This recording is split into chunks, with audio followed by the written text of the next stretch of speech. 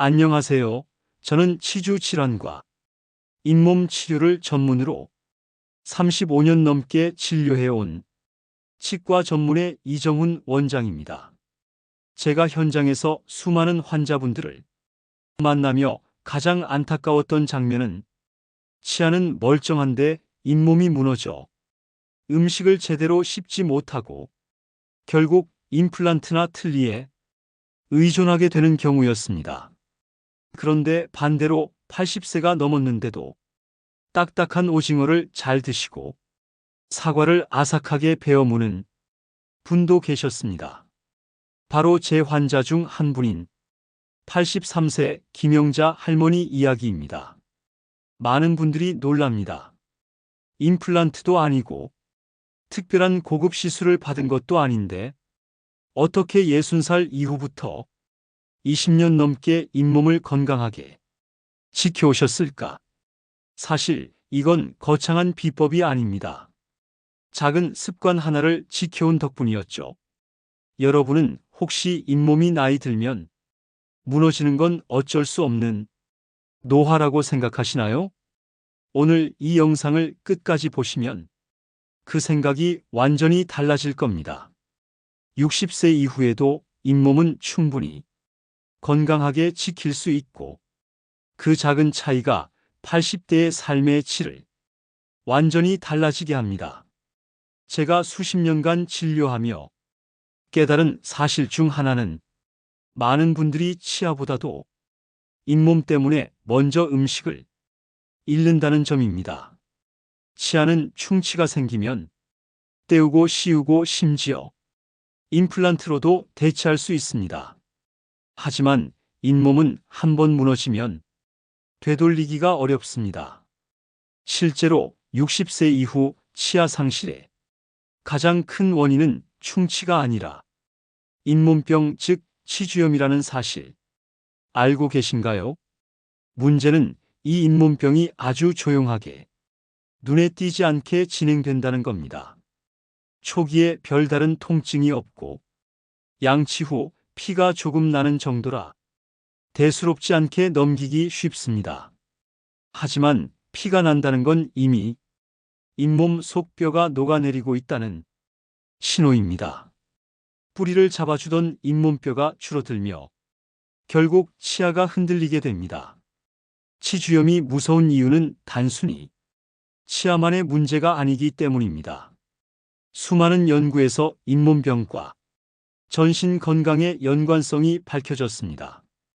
고혈압, 당뇨, 심혈관 질환, 심지어 치매까지도 잇몸 건강과 밀접한 관련이 있다는 사실입니다. 즉, 잇몸병은 입안에서만 끝나지 않고 우리 몸 전체를 위협하는 병입니다. 실제로 제 환자 중에는 잇몸이 약해져 음식을 잘 씹지 못하면서 소화장애가 심해지고 체력이 급격히 떨어진 분도 많았습니다. 심한 경우에는 영양 불균형이 와서 다른 만성 질환까지 악화되기도 했습니다. 결국 잇몸은 단순히 치아를 지켜주는 조직이 아니라 우리 몸 건강 전체의 기초라고 할 수 있습니다.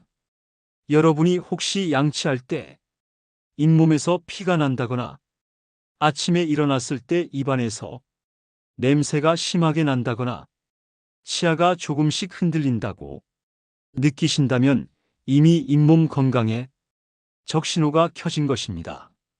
이 신호를 무시하고 몇 년만 지나면 씹는 즐거움은 물론이고 건강한 노후 자체가 무너질 수 있습니다.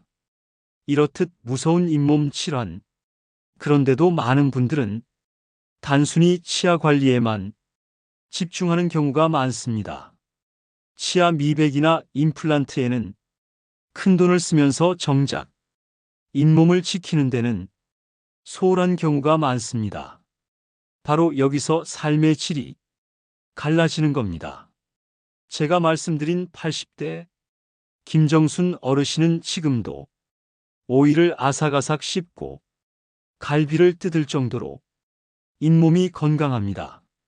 그런데 사실 이분도 60세 무렵에는 잇몸에 적신호가 왔던 분이었습니다.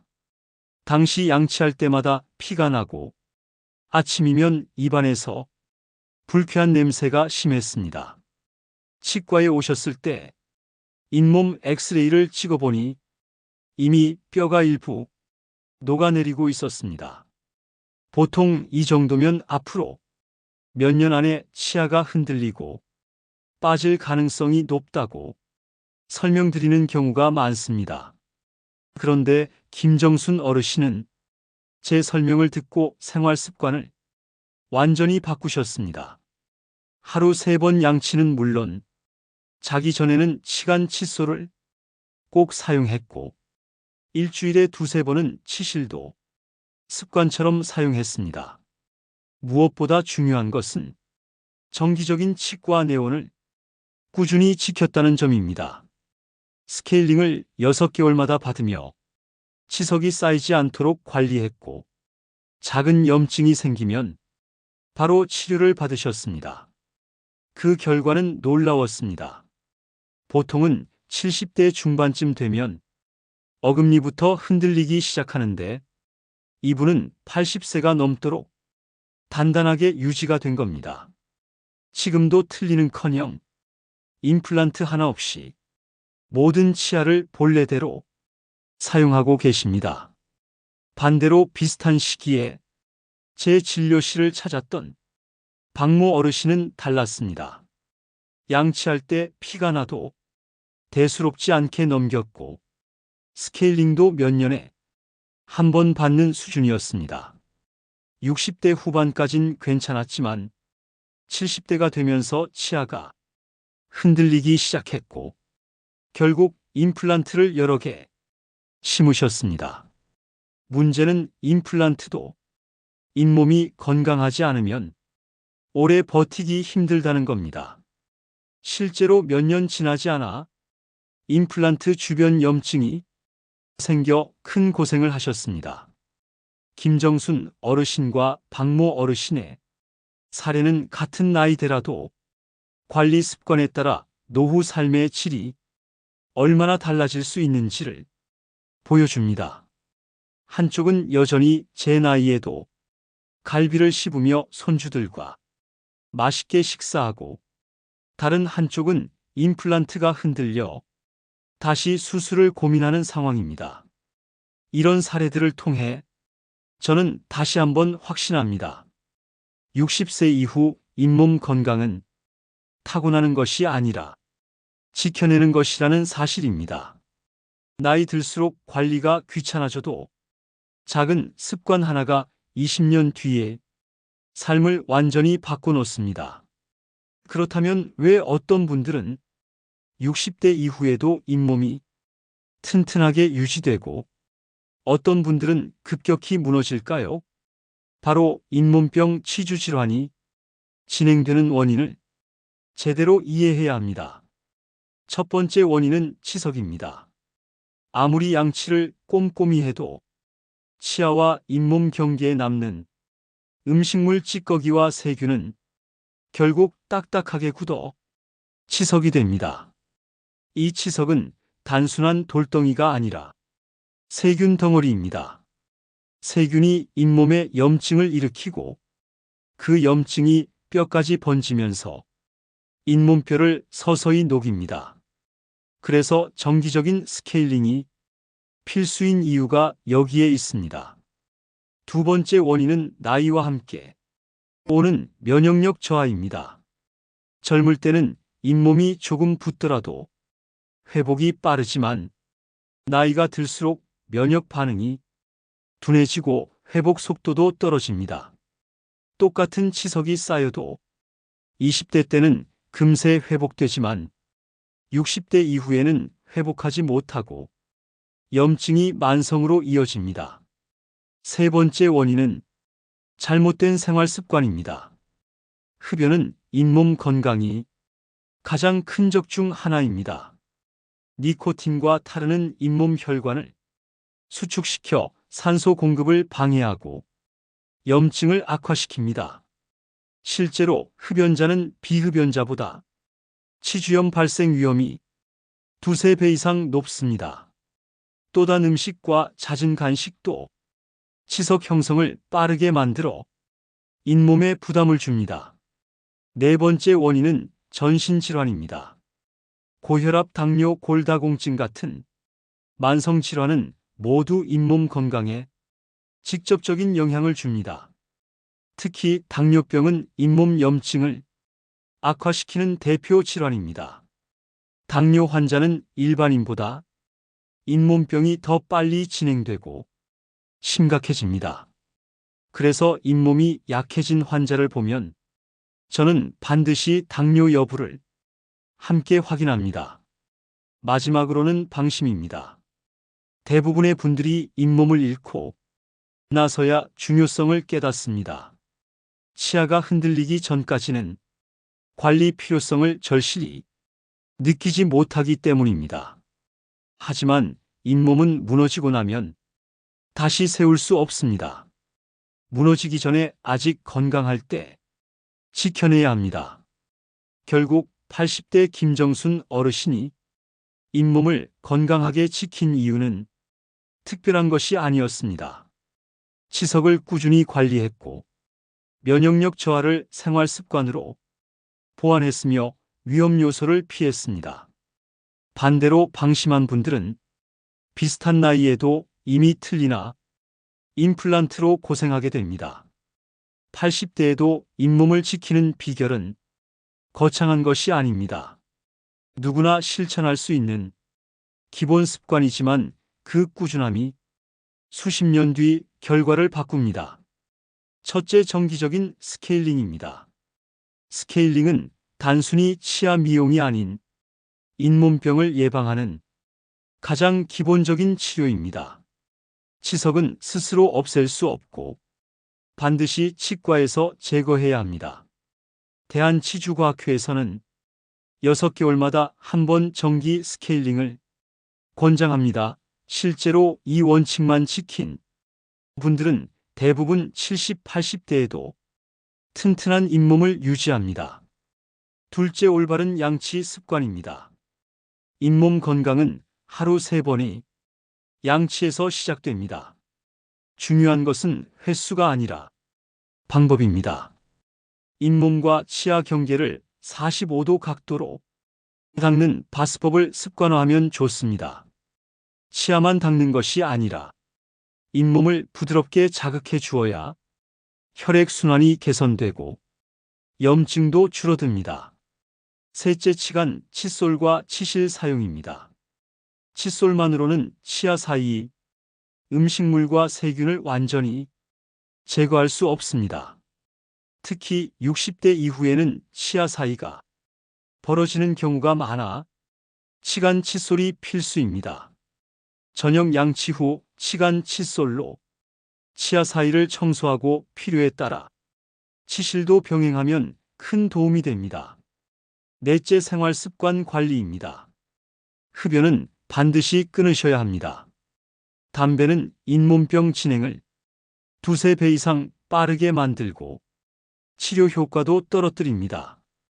또 단 음식이나 잦은 간식은 피하고 오히려 잇몸에 자극이 되는 채소와 견과류 같은 자연식품을 섭취하는 것이 좋습니다.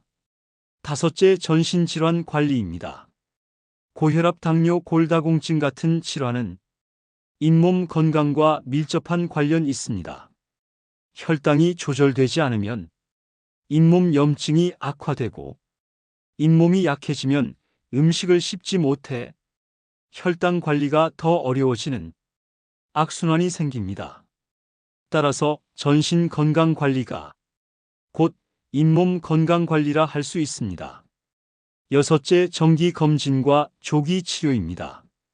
잇몸에서 피가 난다거나 아침에 입안에서 냄새가 난다거나 치아가 흔들린다고 느껴지면 바로 치과에 가야 합니다.